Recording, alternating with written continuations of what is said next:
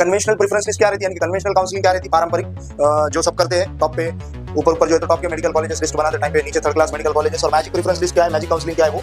उसके बाद हम थोड़ा बात करने वाले सेफ स्कोर क्या है और बाउंड्री स्कोर क्या है। ये भी अगर कुछ नहीं मिलता है तो मुन्ना भाई एमबीबीएस की जहाँ पे शूटिंग हुई थी वो वाले कॉलेज में मैं जाना चाहती हूँ, that is JJ medical college Mumbai. ऐसे करते करते करते आप अगर सिर्फ साइबर कैफे वाला है तो उससे थोड़ा दूरी रहे, उसका जो नॉलेज रहता है वो आधा अधूरा रहता है, उसके चलते आपका खासा नुकसान होता। तो अगर कोई साइबर कैफे वाले की हेल्प से या उसकी मदद से या उसके नॉलेज को अप्लाई करके आप अपनी खुद की काउंसलिंग करवाना चाह रहे हो तो प्राइवेट मेडिकल कॉलेज की काउंसलिंग कैसे थोड़ी सी अलग होती है गवर्नमेंट मेडिकल कॉलेज से। जीएम ज्यादा अगर गैप आ गया तो 20 मार्क्स, उससे ज्यादा गैप नहीं आता। वो भी कब, अगर सीट्स वैकेंट रहे तो। जनरली तो ये देखा गया कि 10 से 15 मार्क्स इधर-उधर होते हैं पहले। Hello dear students and parents, welcome to the world of DNA, that is Doctors NEET Academy. Myself, Dr. Yunus Khan, completed my MBBS from VMMC. हम सोलापुर महाराष्ट्र से हैं। DNA हमारा जो प्लेटफॉर्म है वो नीट तक भी आपके साथ रहता है और नीट के बाद भी, यानी कि एडमिशन होने तक, सीट अलॉटमेंट की प्रोसेस तक हम लोग आपके साथ रहते हैं in the form of counselling. आज हमारा जो वीडियो है वो पूरा के पूरा काउंसलिंग से रिलेटेड ही है।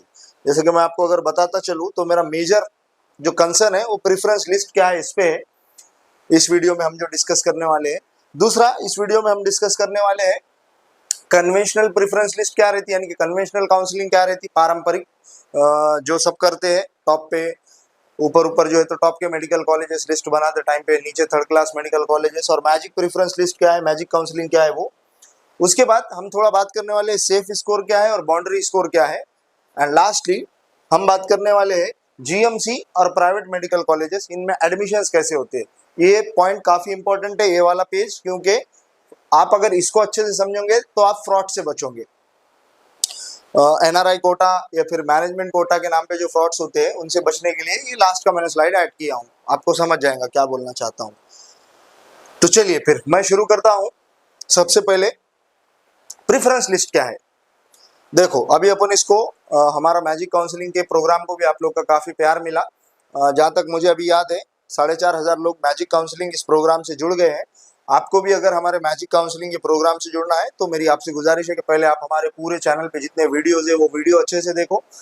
उसमें भी मैंने आधी से आधी चीजें एक्सप्लेन किया हूँ। स्टिल अगर आपको कोई डाउट रहता है तो जैसे कि मैंने हर वीडियो में अपना नंबर और इंस्टाग्राम की आईडी मेंशन कर रखा हूँ, उसी तरीके से मैं यहाँ पे भी अपना नंबर देता हूँ आपको। ये मेरी इंस्टाग्राम की आईडी है, अगर आप इंस्टाग्राम पे है तो यहाँ पे आप मुझे डीएम कर सकते हैं, या अगर आप इंस्टा पे नहीं है तो सबसे बेस्ट मेथड व्हाट्सएप में, ये मेरा नंबर है 9554542828 यहाँ पे आप हमें आपकी तीन ही चीजें भेजना है। आपका स्कोर, इस बार जो आ रहा है आपका स्कोर, आपकी कैटेगरी और आपका स्टेट, और अकॉर्डिंगली आपको फिर जो भी हेल्प लगेगी हम आपको कॉल पे तो खैर पॉसिबल नहीं है, अभी बहुत से लोग के मेरे को कॉल आ रहे हैं, सबके कॉल रिसीव करना पॉसिबल नहीं, तो अकॉर्डिंगली हम लोग मैसेजेस पे रिप्लाई करेंगे इसका जरूर। चलिए, जैसे कि मेरा टॉपिक है, यहाँ पे मैंने क्या क्या चीजें कवर किया हूँ। पहले तो preference list, magic preference list. दूसरा जो कम स्कोर है 430 से लेके 500 बाउंड्री स्कोर है, इस पे सिलेक्शन के चांसेस मैजिक प्रेफरेंस लिस्ट बना के कैसे हाई हो जाते ये। और तीसरा, इस वाले वीडियो में प्राइवेट मेडिकल कॉलेज की काउंसलिंग कैसे थोड़ी सी अलग होती है government medical colleges that is GMC से, ये सब चीजें हम डिस्कस करने वाले। तो सबसे पहला मेरा जो स्लाइड है वो ये है कि कन्वेंशनल प्रेफरेंस लिस्ट। देखो हम सबसे पहले काउंसलिंग को जीरो से स्टार्ट करते, ये मान के चलो कि हमको काउंसलिंग का कुछ भी आइडिया नहीं, हमको पता ही नहीं काउंसलिंग क्या है। एक एक चीज मैं समझाता हूँ काउंसलिंग क्या रहती है। बहुत आसान चीज है।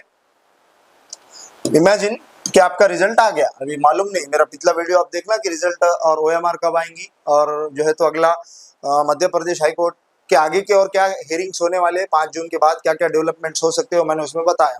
तो रिजल्ट मेरे को लगता है 30 जून तक आने की संभावना है।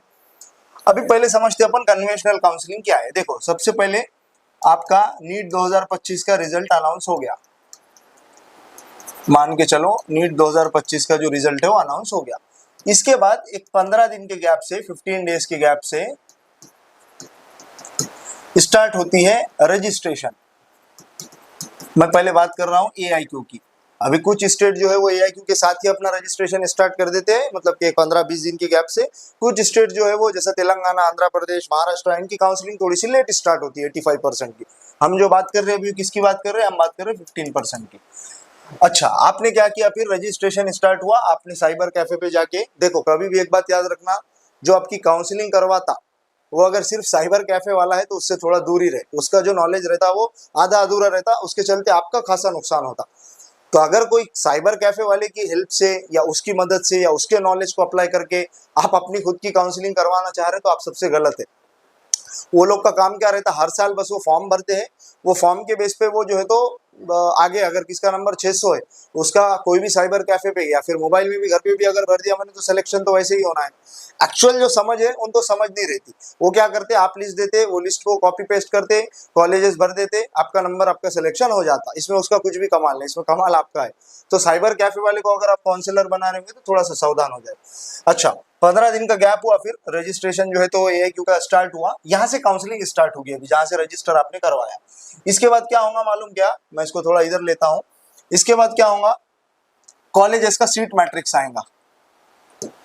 कॉलेजेस का सीट मैट्रिक्स क्या भला है, कॉलेजेस का सीट मैट्रिक्स क्या है ये?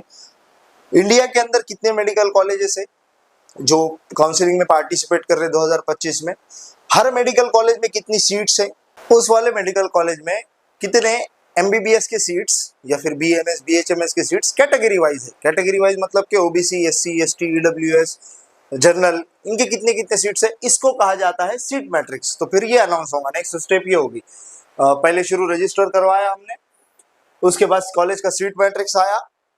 अब क्या होता है, अब आपको NMC यानी कि नेशनल मेडिकल काउंसिल या फिर जो भी काउंसलिंग करवाने वाली बॉडी है स्टेट्स की, जैसा महाराष्ट्र में DMER है, directorate of medical education and research, वो लोग क्या करते हैं आपसे प्रेफरेंस मांगते हैं कि भाई आप कहाँ पे एडमिशन लेना चाहते हो, ये रहती है प्रेफरेंस लिस्ट। यहां से खेल शुरू होता है सिलेक्शन का या फिर सीट मिलने और नहीं मिलने का।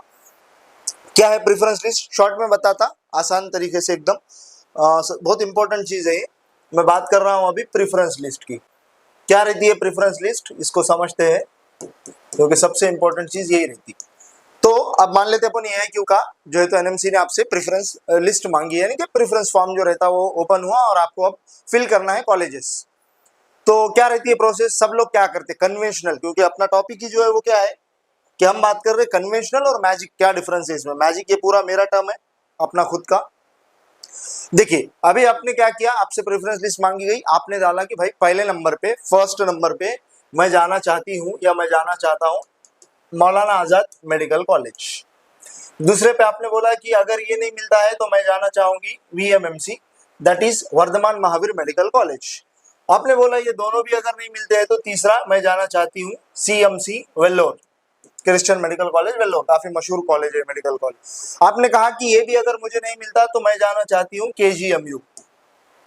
आपने अगर कहा कि ये भी अगर कुछ नहीं मिलता है तो मुन्ना भाई MBBS की जहाँ पे शूटिंग हुई थी वो वाले कॉलेज में मैं जाना चाहता हूँ या जाना चाहती हूँ, that is JJ medical college Mumbai. ऐसे करते करते करते आपने एक लिस्ट तैयार की आपके प्रेफरेंस के हिसाब से। आप पहले कहाँ जाना चाहते वो नहीं मिला तो फिर कहाँ जाना चाहते, वो भी नहीं मिला तो कहाँ जाना चाहते, कौन सा मेडिकल कॉलेज प्रीफर कर रहे हैं आप, this is the preference list. फिर कन्वेंशनल क्या है, कन्वेंशनल मतलब कि पारंपरिक, हर कोई क्या करता है ऊपर ऊपर ऊपर ऊपर टॉप के कॉलेजेस, जैसे मशहूर कॉलेजेस टॉप के कॉलेजेस, बीच में थोड़े average moderate colleges and last में जो कॉलेज रैंकिंग में लो है यानी कि जहाँ पे पेशेंट का आउटफ्लो नहीं हॉस्पिटल्स में, ऐसे वाले कॉलेजेस को नीचे रख देते। दिस इज कन्वेंशनल, पारंपरिक लिस्ट है, हर कोई यही करता है इसलिए इसको मैं पारंपरिक बोलता हूँ। परंपरा एक प्रथा चली आ रही है कि बाबा ऊपर अच्छे अच्छे कॉलेजेस नीचे थर्ड क्लास कॉलेजेस, ये होगी हमारी लिस्ट है यार, इसको भर दो, देखते मिला तो ठीक, नहीं मिला तो कोई नहीं admission. This is the conventional counselling, conventional preference list. Magic preference list क्या है, जैसे कि हमने प्रोग्राम भी लॉन्च किया, आपका काफी सपोर्ट मिला उसको, magic counselling by doctor Yunus Khan बोल के। अगर आपको और इसकी कोई इन्फॉर्मेशन चाहिए तो आप हमको व्हाट्सएप पे दिए गए नंबर पे या फिर इंस्टाग्राम पे मैसेज और DM कर सकते हैं।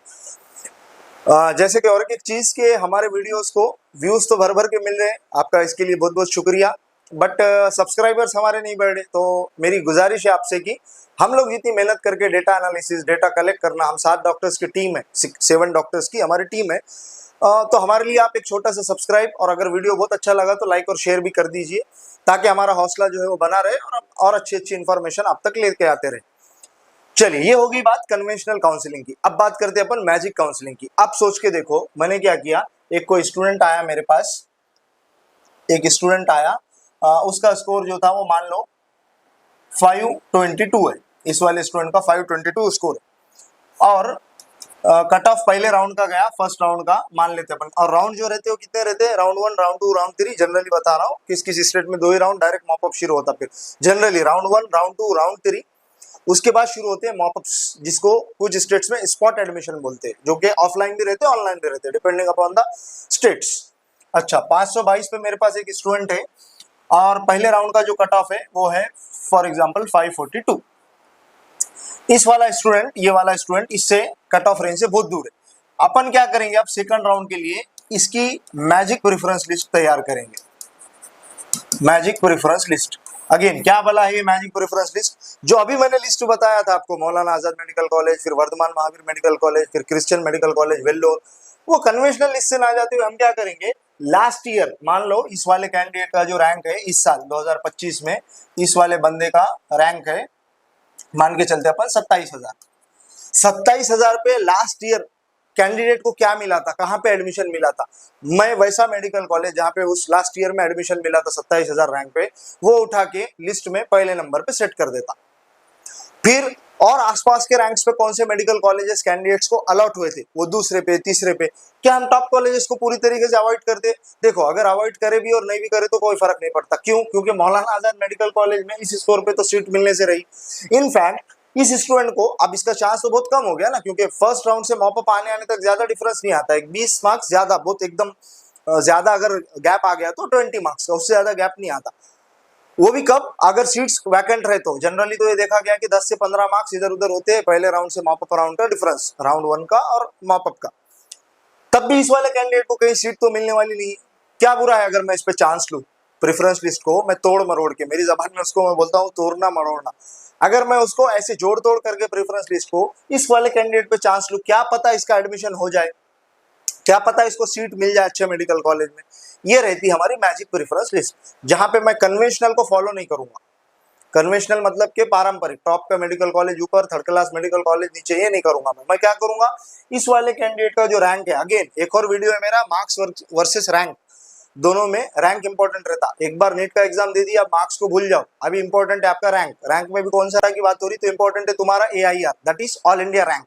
अगर 85% काउंसलिंग की बात हो रही तो इंपॉर्टेंट है तुम्हारा SML, that is state merit list का नंबर, स्टेट मेरिट नंबर भी बोलते हैं उसको, कि उस स्टेट में आप कहाँ पे वैरी करते, कहाँ पे स्टैंड करते आप, कि उस वाली स्टेट में आप कहाँ पे स्टैंड करते, दैट इज SML और SMN, स्टेट मेरिट नंबर और स्टेट मेरिट लिस्ट। महाराष्ट्र में उसको SML बोलते हैं कि आप, मेरा जो SML है वो 4000 है, जो भी है। ये है हमारी पूरी की पूरी प्रेफरेंस लिस्ट के बारे में। एक एक चीज बता दिया मैंने आपको शॉर्ट में, 5 मिनट में मैंने सब कुछ एक्सप्लेन किया। मुझे पता है ये जो काउंसलिंग जो टर्म है ये बहुत बड़ा टर्म है, इसको एक्सप्लेन करने के लिए भी घंटों का टाइम चाहिए, बट शॉर्ट में इतना ही बता सकता था, उतना बता दिया मैंने। और कोई अगर आपके डाउट है तो your doubts are always welcome. अब बात करते हम 2025 में सेफ स्कोर क्या रहने वाला है, बाउंड्री स्कोर क्या रहने वाला है। अगर मैं हर स्टेट को जहन में रख के बात करूं तो मेरे ख्याल से सेफ स्कोर ये रहने वाला है, एकदम सेफ बता रहा हूं मैं, जिसमें कोई दो राय नहीं होना चाहिए, 530 प्लस। 530 के आगे किसका अगर स्कोर है तो वो सेफ जोन में। वैसे तो मेरे मुझसे अगर पूछेंगे तो मॉपअप आने तक तो 510 पे भी सीट मिल जाएंगी, 500 पे भी मिलने का चांस है, बट सेफ की बात हो रही कि भाई ये तो सेफ है 100%। बाउंड्री स्कोर क्या है, बाउंड्री स्कोर ये सबसे इंपॉर्टेंट चीज है, क्योंकि मैजिक काउंसलिंग में यही रोल प्ले करने वाला है।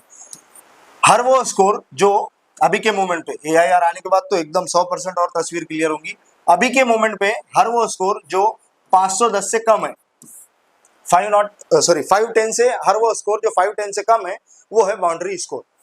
अब सिंपल सा मेरा क्वेश्चन, मैजिक काउंसलिंग में कौन हिस्सा ले सकता, क्या सेफ स्कोर वाला ले सकता है, बाउंड्री स्कोर वाला? चलो इसको भी एक्सप्लेन करने का कोशिश करता हूँ। आंसर है इसका दोनों भी हिस्सा ले सकते। देखो कैसे, अब मान लो कोई कैंडिडेट है, मैं सेफ स्कोर ये पकड़ के चल रहा हूँ, अभी किसी कैंडिडेट का स्कोर है 560, बहुत अच्छा भी स्कोर नहीं और बहुत बेकार भी स्कोर नहीं, क्योंकि उसको सीट मिलना तो तय है, 100% उसको सीट मिलने ही वाली है 560 पे। फिर वो मैजिक काउंसलिंग क्यों करे हो, तो कन्वेंशनल काउंसलिंग करेगा ना। देखो बताता हूँ, मान लेते अपन कि इसको 560 ये स्कोर पे कोई तो ऐसे ही गहरा गहरा मेडिकल कॉलेज मिलने वाला है, मॉडरेट ना जिसका बहुत नाम है और ना जो बहुत रैंकिंग में थर्ड क्लास है। मैजिक काउंसलिंग से एक अच्छी प्रेफरेंस लिस्ट बना के ये कैंडिडेट भी टॉप कॉलेज तक आ सकता है। देखो आप, मैं मैजिक काउंसलिंग में कोई भी घातक और कोई भी नुकसान वाली बात नहीं है, सीट तो इसको वैसे भी मिल रही थी, ऐसे भी मिल रही, सीट मिलना तो 150% श्योर है, सीट मिलना इसको 100% श्योर है। 150% श्योर है, बट क्या फायदा हुआ इसका, लिस्ट आड़ी टेढ़ी बना के, लिस्ट को थोड़ा तोड़ जोड़ के और अच्छे कॉलेज तक आ गया है, इसका कॉलेज और अच्छा आ गया, बेनिफिट हुआ ना फिर इस वाले का। अच्छा, बाउंड्री स्कोर वाले का तो फायदा ही फायदा। मान लो अभी बाउंड्री स्कोर की बात करता, कोई कैंडिडेट है उसका स्कोर है 489 और कट ऑफ जा रहा अपन मान लेते 510, लटक गया है बेचारा, फिर कट ऑफ रेंज से नीचे है, मतलब कि इसका सिलेक्शन का चांस नहीं है अभी। कट ऑफ मतलब मॉप अप वाले कट ऑफ की बात होती है। जब भी कट ऑफ ये वर्ड सुनो तो लास्ट राउंड का सबसे बेकार वाले मेडिकल कॉलेज में लास्ट कैंडिडेट कब एडमिट हुआ उसको बोलते हैं कट ऑफ। अच्छा, 489 इसका स्कोर है, 510 कट ऑफ है, इसका तो सिलेक्शन एमबीबीएस को नहीं होने वाला। इस पे हम जरा चांस लेके देखते हैं, क्या पता इसको कुछ मिल जाए, कहीं चांस बन जाए मॉप आने तक, क्या पता। फर्स्ट कम फर्स्ट बेसिस भी कुछ स्टेट्स में चलता है कि पहले आओ, पूरे डॉक्यूमेंट आपके क्लियर होने चाहिए, एडमिशन ले जाओ। मॉप अप की बात कर रहा हूँ, फर्स्ट सेकंड राउंड में ऐसी कोई स्कीम नहीं रहती। हो गया फिर इसका फायदा, अगर इस पे चांस लेके इसको एमबीबीएस की सीट मिल रही तो इसका बिल्कुल तो फायदा ही हो गया ना। यही रहती है मैजिक काउंसलिंग। आई होप कि आपको कन्वेंशनल काउंसलिंग क्या रहती है और मैजिक काउंसलिंग क्या रहती है पूरी तरीके से क्लियर है। आई होप कि आपको प्रेफरेंस लिस्ट कैसी बनाना ये भी क्लियर है। हमारा जो मैजिक काउंसलिंग का प्रोग्राम है वहाँ पे हम इंडिविजुअली एक एक स्टूडेंट को उसके स्कोर के अकॉर्डिंग प्रेफरेंस लिस्ट प्रोवाइड करने वाले हैं। तो अगर आप भी जुड़ना चाहते हैं तो हमको आप जो चीज़ें मैंने बोला हूँ आप व्हाट्सअप कर सकते हैं या फिर इंस्टाग्राम पे डीएम कर सकते हैं। चलिए, ये हो गया हमारा डिस्कशन सेफ स्कोर और बाउंड्री स्कोर का। तो मैजिक काउंसलिंग में दोनों भी लोग पार्टिसिपेट कर सकते हैं। अगर किसका स्कोर सेफ है तो उसको मैजिक काउंसलिंग से अच्छा कॉलेज मिलेगा। अगर किसका स्कोर सेफ नहीं है, यानी कि बाउंड्री स्कोर है, वो बेचारा बाउंड्री पे है, उसको पता नहीं लास्ट राउंड तक क्या होगा, तो उसको सीट मिलने के, एमबीबीएस की सीट मिलने के चांसेस बहुत हाई रहते हैं। चलिए आप देखते हैं अपन GMC versus private medical colleges. जैसा मैंने पहले भी बताया हूं कि ये वाली स्लाइड इंपॉर्टेंट इसलिए है क्योंकि अगर आपको काउंसलिंग का एकदम बेसिक आइडिया आ गया तो आप फ्रॉड से बच जाओगे। अब फ्रॉड्स क्या रहते देखो, हाँ, ये ऐसा टाइम है स्टूडेंट्स के साथ साथ पेरेंट्स के लिए भी कि भाई मेरा बेटा मेरा बेटी जो है वो किसी तरीके से मेडिकल कॉलेज में एडमिट हो जाए मीन्स एडमिशन हो जाए उसका। तो पेरेंट्स इसके लिए क्या करते हैं, अपनी जो भी सेविंग्स है या फिर और जो भी जोड़ तोड़ करके या फिर वो जैसे भी जोड़ जुगाड़ करके पैसा जमा कर सकते हो पैसा जमा करते हैं और फिर सोचते कि क्यों ना इसको इस बार हम मैनेजमेंट सीट दिला दे या फिर एनआरआई सीट दिला दे। एनआरआई कोटा भी रहता है मेडिकल कॉलेजेस में, गवर्नमेंट कॉलेज में ऐसी कोई स्कीम नहीं रहती, मैं प्राइवेट की बात कर रहा। तो अपन थोड़ा सा एक ओवरव्यू लेते हैं कि जीएमसी की काउंसलिंग प्राइवेट कॉलेजेस से थोड़ी अलग कैसी रहती है। पहले बात करता है जीएमसी की। देखो, बहुत आसान काउंसलिंग है गवर्नमेंट मेडिकल कॉलेजेस की। अगेन, एक कोटा है जो आपका 85%, एक कोटा है जो 15%। एकदम आसानी से बताता हूँ। 85% मतलब कोटा, मतलब कि जो उस स्टेट का डोमिसाइल है, जिसका 10th 12th वहां से हुआ है, उसके पास उस स्टेट की रहवासी है कि वो उसी स्टेट का रहवासी है, वहीं पे वो रहता है, उसको एडमिशन ले सकता है 85% कोटा से। सिंपल, मैं महाराष्ट्र का स्टूडेंट हूँ, मेरे पास महाराष्ट्र का डोमिसाइल है, मुझे मुंबई में एडमिशन लेना है तो मैं 85% कोटा से ले सकता हूँ। Then what is 15% quota. अब मान लो कि मुंबई मुझे बहुत पसंद है बट मैं स्टूडेंट हूँ दिल्ली का। अब ऑब्वियस सी बात है, मैं महाराष्ट्र का तो डोमिसाइल हूँ नहीं, मैं तो डोमिसाइल हूँ दिल्ली का, लेकिन मुझे मुंबई बहुत पसंद है। पहले से मेरा ख्वाब है कि मुझे मुंबई में जो है तो एमबीबीएस करना है। तो मैं क्या सोचता कि 85% को मारो गोली, अपन जाते हैं 15% से, मतलब कि मैं अदर स्टेट को प्रीफर कर रहा हूं तो मैं बैठता हूं AIQ, दैट इज 15% कोटा में।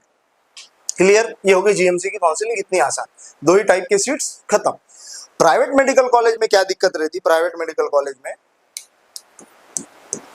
as far as the private medical colleges are concerned, यहाँ पे सीट्स होती है। अब हर स्टेट का अलग है, कुछ कुछ मेडिकल कॉलेजेस का भी एकदम अलग है। तो मैं शॉर्ट में एकदम रफ आइडिया दे रहा आपको ताकि आपको समझ जाए। एक सीट रहती है यहाँ पे विदाउट डोनेशन,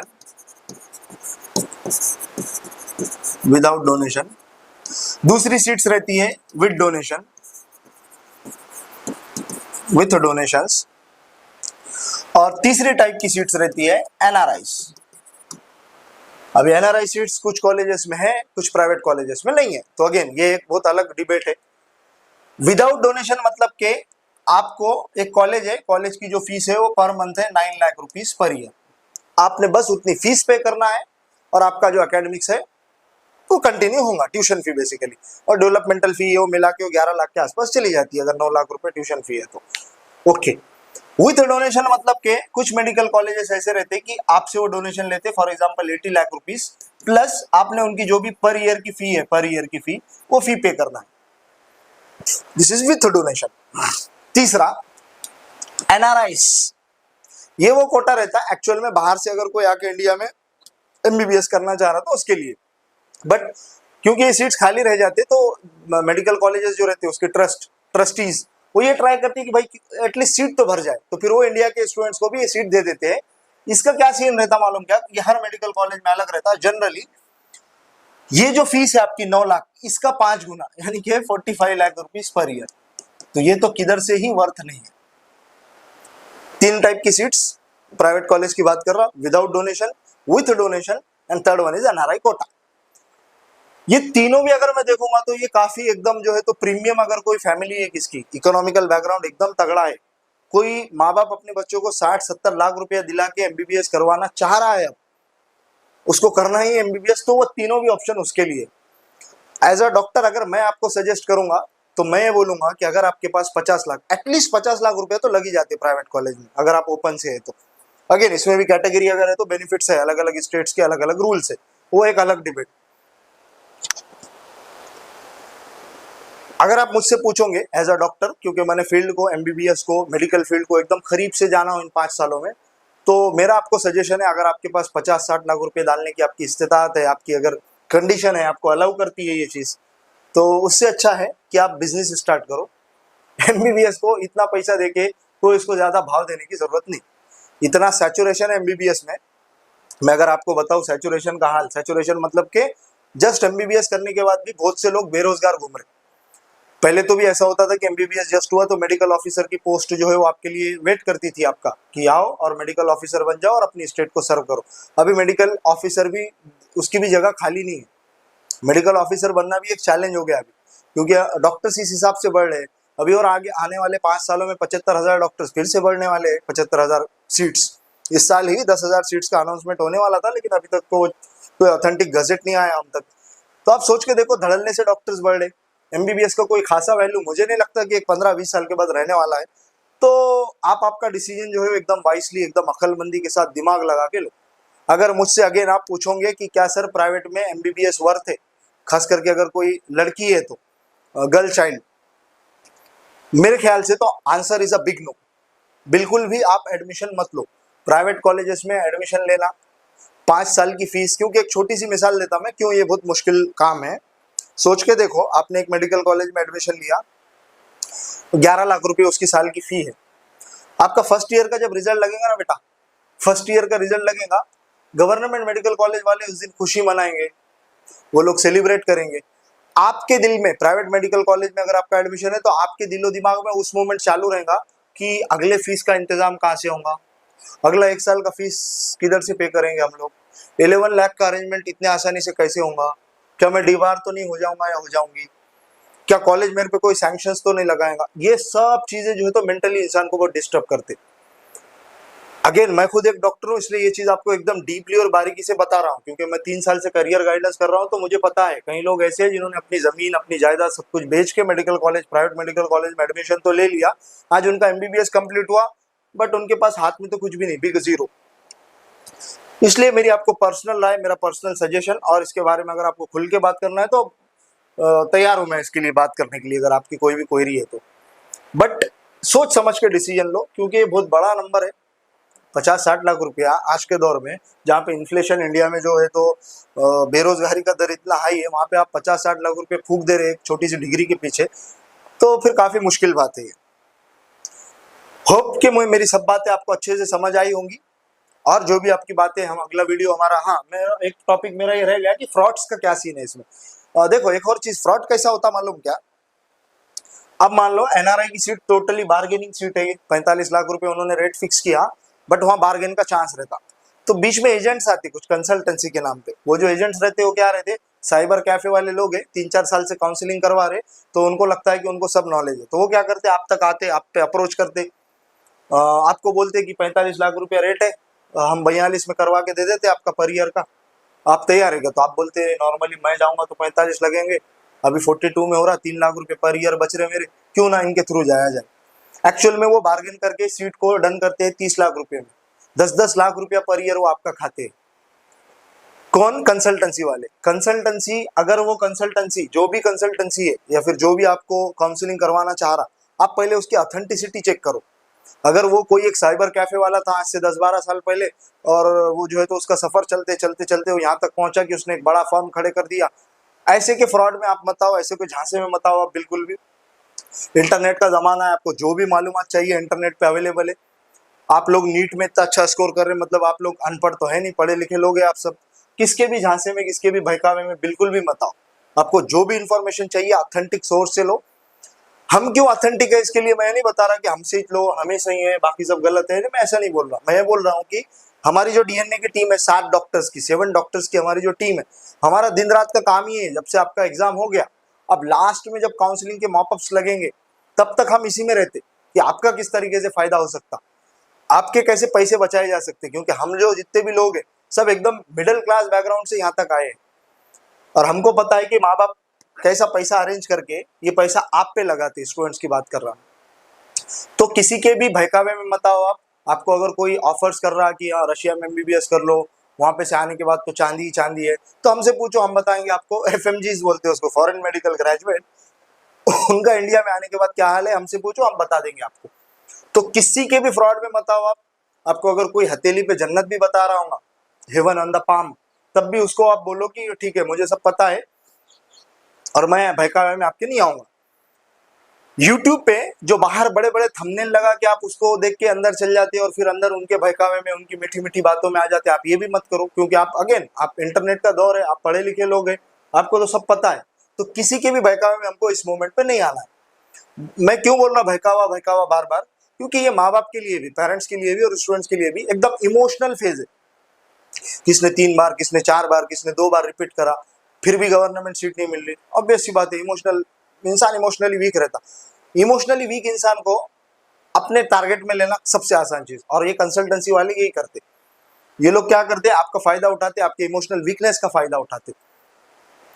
चलो तो फिर मैं अपना वीडियो एंड करता हूं। आपको और जो भी अगर कोई डाउट्स है, तीसरी चौथी बार बोल रहा हूं मैं, तो आप हमसे पूछ सकते हैं। डीएनए का हमारा व्हाट्सअप चैनल है, जैसे ही आप मुझे आपके डिटेल्स भेजते हैं मैं आपको ऐड कर देता हूं उसमें। 2 चैनल हमारे फुल हो गए, 3rd चैनल की अभी हमारी ज्वाइनिंग चालू है। अभी तक हमने इसका कोई भी पेड अनाउंसमेंट नहीं किया। अब तक जितने भी डाउट्स हमने स्टूडेंट के सॉल्व किए, फ्री ऑफ कॉस्ट किए हैं अब तक। आगे हमारे जो अनाउंसमेंट्स रहेंगे आपको हम वो चैनल पे अपडेट करते रहेंगे। चलिए मिलते हैं अगले वीडियो में। Thank you, thanks a lot.